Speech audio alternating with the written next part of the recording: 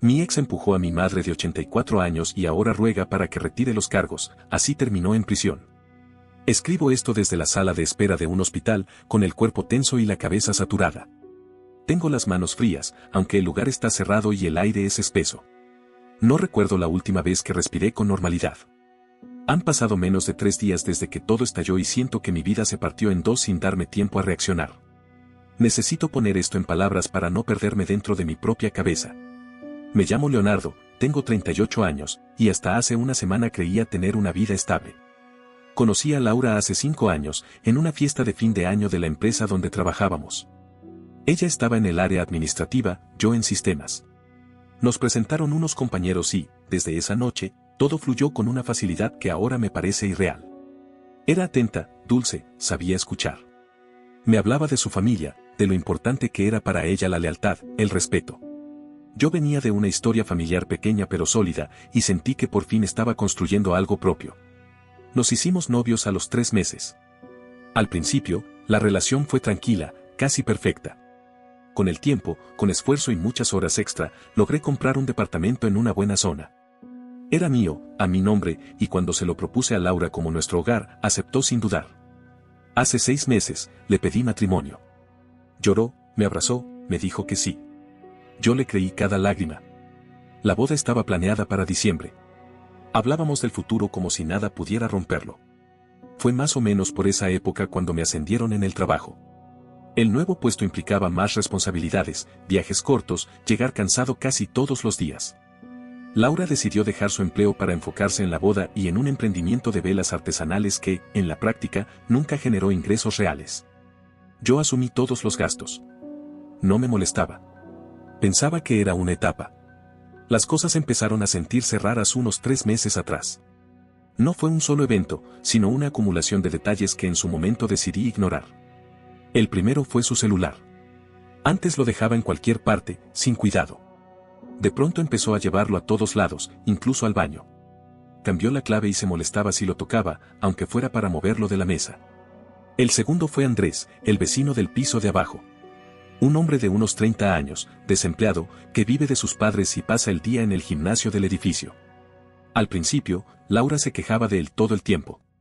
Decía que ponía música fuerte, que era un fastidio. De repente, dejó de mencionarlo. Al mismo tiempo, empecé a notar que cuando bajaba a recibir pedidos o a sacar la basura, tardaba demasiado en volver. 10 minutos, 15, a veces 20. La tercera señal fue la ropa interior. Empezó a comprar lencería costosa, distinta a la de siempre. No la usaba conmigo. Cuando le preguntaba, me decía que era para la luna de miel, que quería sorprenderme. Yo quería creerle. Estaba cansado, absorbido por el trabajo, y elegí callar esa incomodidad que me apretaba el pecho. El martes pasado, la empresa canceló un viaje a última hora. Decidí volver a casa sin avisar. Compré comida china, su favorita, y llegué alrededor de la 1 de la tarde. La puerta del departamento estaba sin seguro. Apenas entré, escuché música a volumen alto. Caminé directo a la habitación. No hubo confusión ni malentendidos. Estaban ahí, en nuestra cama, la que habíamos comprado a crédito. El tiempo se congeló por un segundo y luego todo se volvió muy claro. Andrés reaccionó primero. Se levantó, agarró su ropa como pudo y salió corriendo al pasillo sin mirarme, sin decir una palabra. Laura empezó a hablar de inmediato. Dijo que no era lo que parecía, que se sentía sola, que yo nunca estaba, que todo era un error.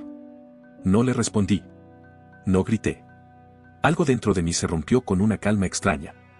Le dije que tenía 30 minutos para empacar lo básico y marcharse. Nada más.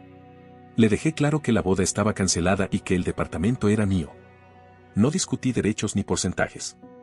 Ella lloró, gritó, lanzó cosas contra la pared. Rompió un jarrón. Antes de irse, me miró con un odio que no le había visto nunca y me dijo que me iba a arrepentir, que no sabía lo que estaba haciendo. En ese momento no entendí el peso real de esa amenaza. Después de que se fue, el departamento quedó en silencio. Me senté en el borde de la cama y me quedé ahí sin pensar, sin moverme. No lloré. Solo sentía una presión constante en el pecho, como si algo me estuviera aplastando desde adentro.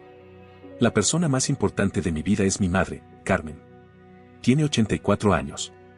Es pequeña, frágil, camina despacio con un andador por una osteoporosis severa.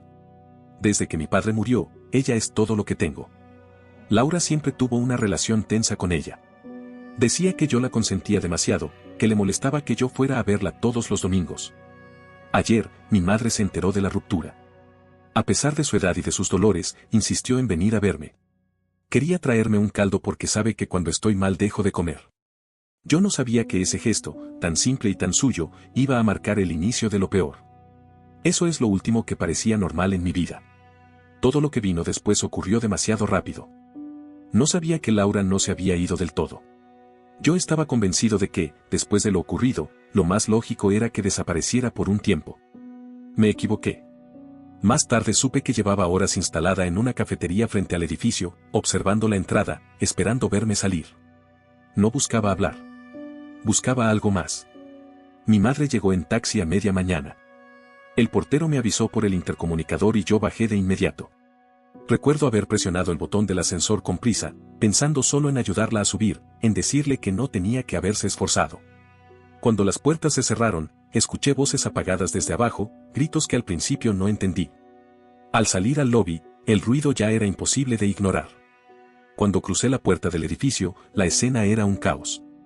Laura estaba en la acera, fuera de sí. Gritaba insultos que me helaron la sangre. Llamaba a mi madre vieja bruja, le decía que por su culpa yo la había dejado, que ella me había llenado la cabeza de ideas en su contra. Mi madre estaba paralizada, aferrada al andador, sin entender qué estaba pasando. Todo ocurrió en segundos. Laura avanzó hacia ella sin dudar. Mi madre intentó protegerse levantando el andador como pudo. Laura la empujó con fuerza, sin medir nada. El cuerpo de mi madre cayó de lleno contra el pavimento. El sonido del golpe todavía me persigue. La zona es muy transitada. Había personas esperando el autobús y dos mujeres que venden comida en la esquina. Ver a una mujer joven empujar a una anciana indefensa desató algo inmediato. Laura no alcanzó a darle un segundo golpe. Una de las vendedoras le golpeó la cabeza con una sartén. Luego varias personas la rodearon, la tomaron del cabello y la arrastraron lejos mientras le gritaban que con las abuelas no se metía nadie. Yo no reaccioné de inmediato. Me quedé clavado mirando a mi madre en el suelo, llorando de dolor, incapaz de moverse. El portero y yo corrimos hacia ella. Le hablé, le pedí que no se moviera, que respirara. Tenía la mirada perdida y la cara pálida. La gente gritaba alrededor, pero todo sonaba lejano. La policía llegó poco después. Tuvieron que intervenir para rescatar a Laura de la multitud. La subieron a una ambulancia. A mi madre la inmovilizaron con cuidado y se la llevaron a otro hospital. Yo fui con ella. En el trayecto no dejaba de temblar. Los médicos fueron claros desde el inicio. Fractura de cadera y una fuerte contusión en la cabeza. A sus 84 años, una fractura así es de altísimo riesgo. No me prometieron que volvería a caminar bien. Me hablaron de cirugías, de complicaciones, de tiempos que ya no juegan a favor. Laura también quedó internada. Nariz rota, costillas fisuradas, dientes perdidos, hematomas por todo el cuerpo. No sentí alivio al saberlo. Tampoco satisfacción. Solo una mezcla extraña de vacío y rabia. Un par de horas después, recibí la llamada de su padre, Humberto. Estaba acompañado de un abogado. Nunca me quiso. Siempre pensó que yo no estaba a la altura de su hija. Ahora me habló como si todo esto fuera una transacción. Dijo que yo era el responsable, que la había echado de la casa en un estado de inestabilidad, que yo había provocado a la gente. Me exigió que no denunciara a Laura por la agresión. A cambio, querían que yo pagara sus gastos médicos y que ellos no me demandarían por las lesiones que sufrió su hija. Dijo que, si me negaba, harían un escándalo, que destruirían mi reputación y me harían perder el trabajo. Colgué con las manos temblando. Me senté en la sala de espera del hospital, mirando el suelo, escuchando el pitido constante de las máquinas detrás de la pared. Mi madre estaba siendo evaluada y yo no sabía si iba a salir caminando de ahí, o si su vida acababa de cambiar para siempre. Más tarde, pude verla. Estaba sedada, conectada a cables, con el rostro pálido. Me tomó la mano por un segundo antes de volver a dormirse. Me pidió que no me metiera en problemas, que ya estaba vieja, que no valía la pena pelear. Yo asentí para tranquilizarla, pero en mi cabeza algo ya estaba decidido. No iba a dejar esto así. Han pasado más de 48 horas desde el ataque y siento que no he vivido, solo he resistido. Escribo desde la cafetería del hospital, de madrugada, con un café negro frío frente a mí y los ojos ardiendo de cansancio. No he dormido más de 2 horas seguidas desde que mi madre ingresó. Cada vez que cierro los ojos, vuelvo a ver su cuerpo en el suelo. El diagnóstico definitivo llegó ayer por la tarde. Las radiografías y la tomografía confirmaron lo que los médicos temían desde el inicio, una fractura subcapital de fémur desplazada. A sus 84 años, con osteoporosis severa, el panorama es devastador. El traumatólogo no intentó suavizarlo. Me explicó que el riesgo no termina en la cirugía, que después vienen las infecciones, las embolias, la neumonía, el dolor constante y la posibilidad real de que no vuelva a caminar. Tienen que operarla a primera hora. Le colocarán una prótesis total de cadera.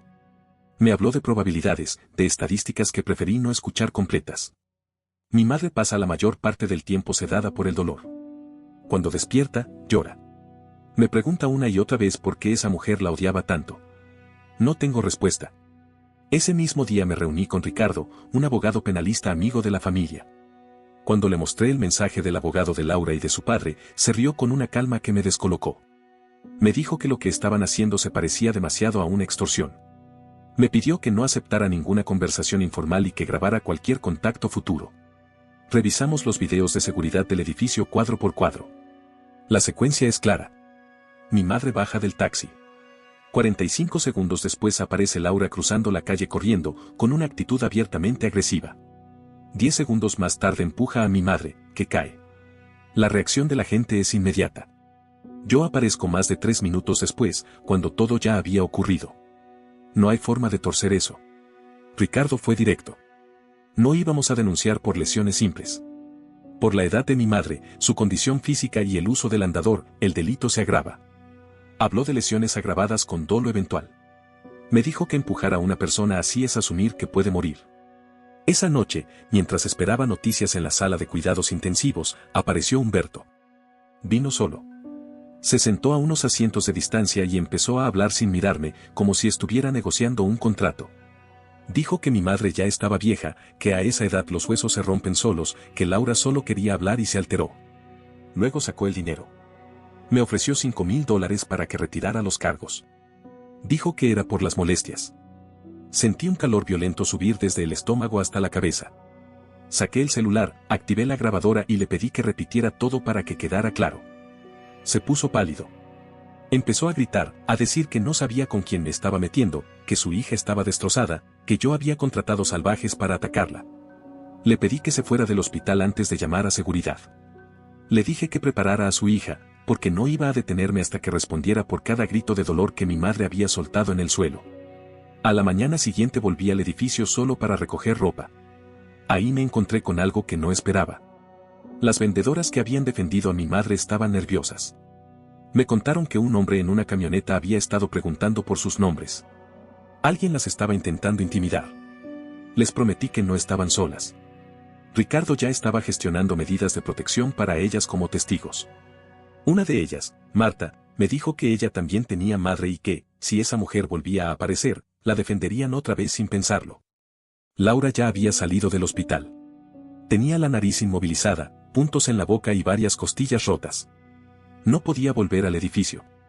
Aún así, empezó a moverse. Subió historias en redes privadas donde se mostraba como víctima, hablando de violencia, insinuando que todo había sido una emboscada planeada por mí. Mañana operan a mi madre. La cirugía durará varias horas. Estoy sentado frente a una máquina de café que ya no funciona y siento miedo. Miedo real. Si algo sale mal, nada de lo legal va a importar. Aún así, la denuncia ya está en marcha. No voy a negociar. No voy a ceder. Tocaron lo único que no se toca. La cirugía estaba programada para durar 4 horas. Me lo repitieron varias veces, como si decirlo bastara para tranquilizarme. Cuando pasaron 5 y nadie salía a darme noticias, sentí que el cuerpo se me iba apagando por partes. Caminaba de un lado a otro del hospital sin rumbo, mirando el piso, repasando cada palabra que le había dicho a mi madre la última vez que estuvo consciente. Cuando por fin salió el cirujano, su expresión me dijo todo antes de que abriera la boca. La operación había sido técnicamente exitosa, pero mucho más complicada de lo esperado. El hueso, por la osteoporosis, no se había roto de forma limpia. Se fragmentó. Tuvieron que reconstruir parte de la zona antes de colocar la prótesis. Durante la anestesia, su presión cayó 2 veces a niveles peligrosos. Su corazón sufrió. Está viva, me dijo, pero muy débil. Las próximas 72 horas son críticas. Entré a verla poco después. Estaba entubada, llena de cables, con la piel marcada por moretones oscuros en los brazos, justo donde Laura la había sujetado. No parecía mi madre. Le tomé la mano con cuidado y le prometí en voz baja que esto no iba a quedar así, aunque no sabía cómo iba a cumplirlo. Mientras yo esperaba noticias del quirófano, mi teléfono empezó a vibrar sin parar. Mensajes de amigos, conocidos, incluso personas con las que no hablaba hacía años. Todos me preguntaban si había visto lo que estaba circulando en redes. Laura había publicado un video desde el hospital. Aparecía llorando, con la cara vendada, los ojos hinchados. Decía que era víctima de violencia, que había sobrevivido a una emboscada organizada por mí. Aseguraba que nunca me fue infiel, que Andrés era solo un amigo, que yo era un hombre celoso y controlador.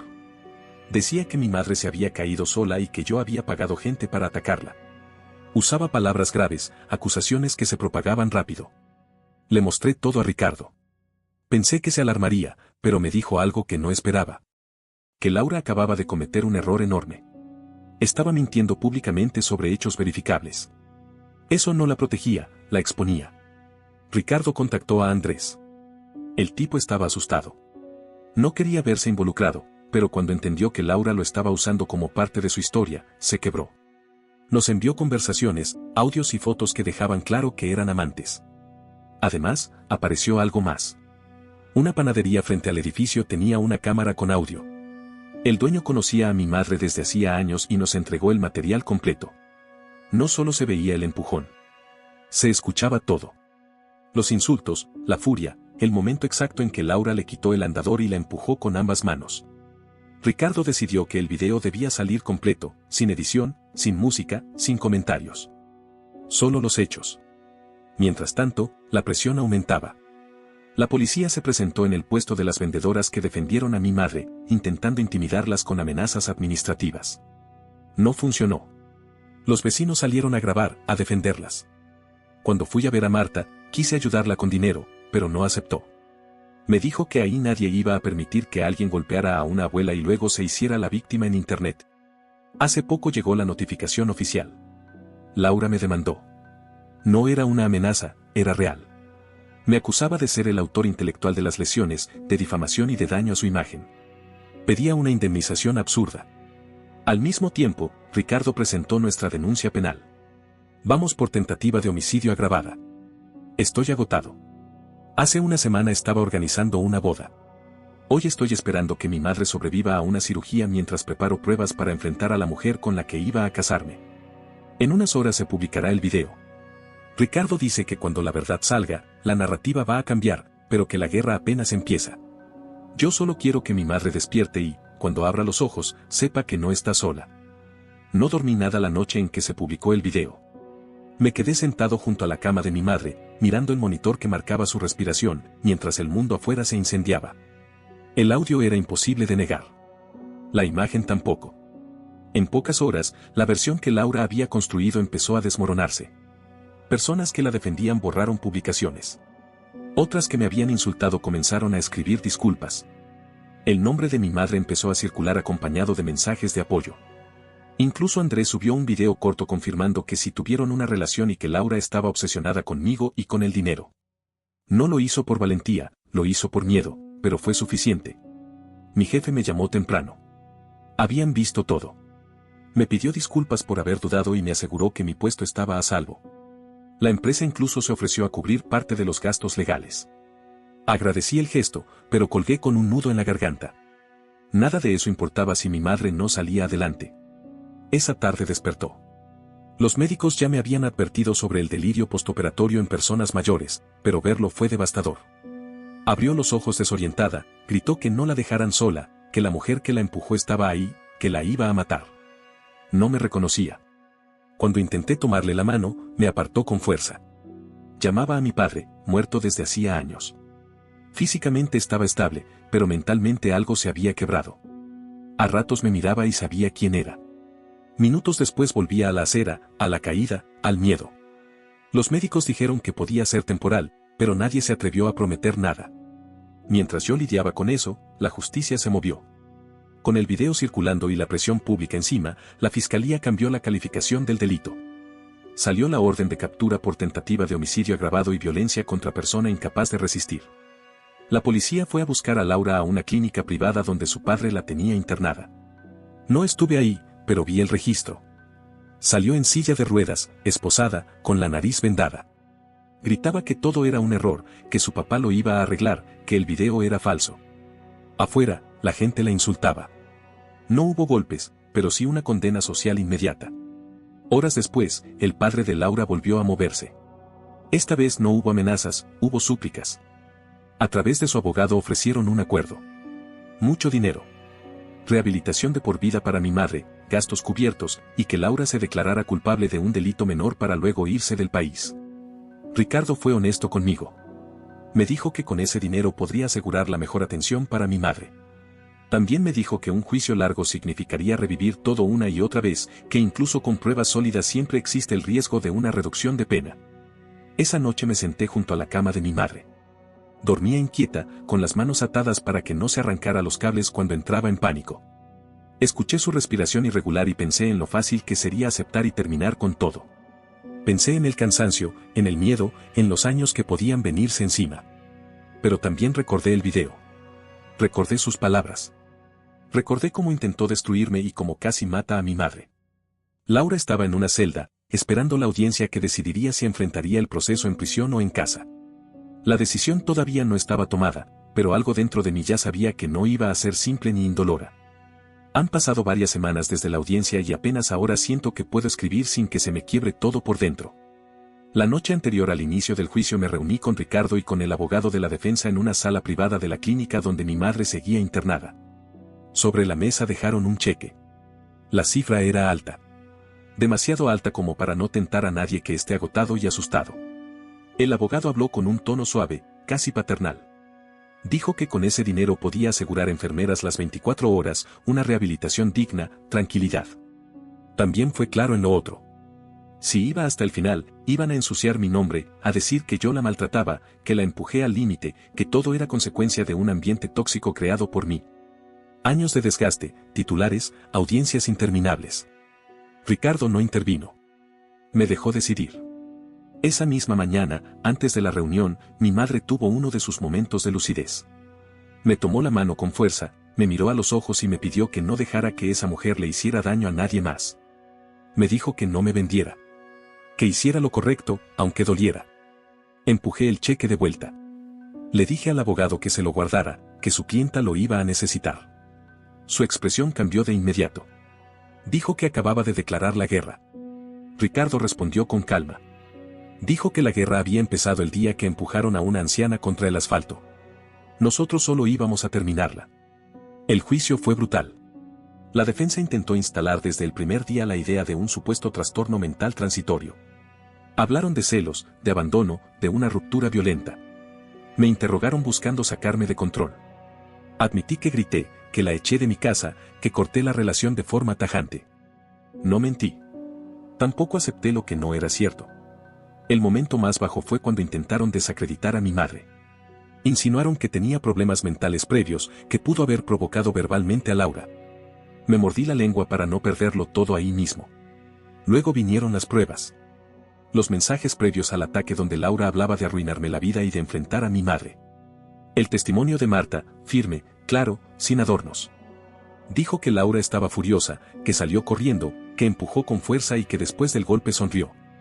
Mi madre no pudo ir al tribunal. Declaró por videollamada desde el hospital. Verla en una pantalla, frágil, con oxígeno, fue suficiente para que el silencio se apoderara de la sala. Contó lo que recordaba. Los insultos, el deseo de muerte, el golpe. Dijo que solo llevaba un caldo para su hijo. Ahí Laura perdió el control. Se levantó, gritó, insultó a mi madre, la culpó de todo. Los guardias tuvieron que reducirla frente a todos. Gritaba que, de haber sabido cómo terminaría, la habría golpeado más fuerte. Ese momento selló todo. La sentencia llegó horas después. Culpable de tentativa de homicidio agravado y violencia contra persona incapaz de resistir. 22 años y medio de prisión efectiva. Multa, indemnización y orden de alejamiento permanente. Laura se desmayó al escucharla. Su padre lloró. Yo no sentí alegría. Sentí alivio. Como si algo que me aplastaba el pecho desde el ataque por fin se aflojara. Mi madre sobrevivió. Físicamente salió adelante, pero mentalmente no volvió del todo. Vive en un centro especializado. La visito seguido. A veces me reconoce, a veces no. Ayer me sonrió y me preguntó si su hijo iba a venir hoy. Le dije que sí. Que ya había pasado a verla y que la quería mucho. Tal vez la próxima vez me reconozca. Tal vez podamos hablar de cosas simples. A eso me aferro ahora. A esos pequeños momentos en los que, aunque sea por un instante, vuelve a ser mi madre y yo vuelvo a ser su hijo. No olvides dejar tu opinión en los comentarios, dejar tu like y compartir este video.